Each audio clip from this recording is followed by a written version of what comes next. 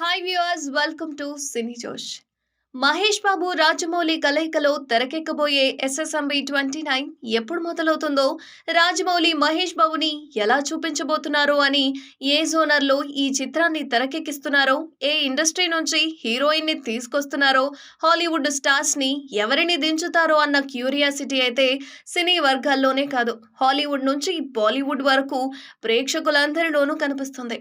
మహేష్ రాజమౌళి కలిసి కనిపించే క్షణం కోసం మహేష్ అభిమానులైతే ఎదురు చూస్తూ ఉన్నారు.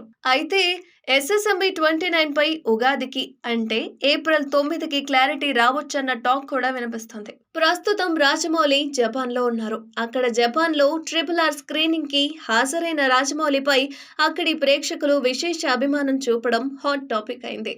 జపాన్ లో RRR చిత్రం సూపర్ హిట్ అయింది. దానితో రాజమౌళి క్రేజ్ జపాన్ లో విపరీతంగా పెరిగిపోయిందనుకోండి. అయితే తాజాగా రాజమౌళి అక్కడి మీడియాతో మాట్లాడుతూ మహేష్ తో చేస్తున్న ఎస్ఎస్ఎంబి 29 పై క్రేజీ అప్డేట్ అందించారు. ప్రస్తుతం ఎస్ఎస్ఎంబి 29 స్క్రిప్ట్ వర్క్ పూర్తయింది. ప్రీ ప్రొడక్షన్ వర్క్ కూడా శరవేగంగా జరుగుతోందని చెప్పారు. ఈ చిత్రానికి సంబంధించి హీరోని మాత్రమే లాక్ చేశాం, ఇంకా నటుల ఎంపిక పూర్తి కాలేదని తెలిపారు. ఈ చిత్రంలో హీరో మహేష్ బాబు. ఆయన తెలుగు హీరో, చాలా అందంగా ఉంటారు.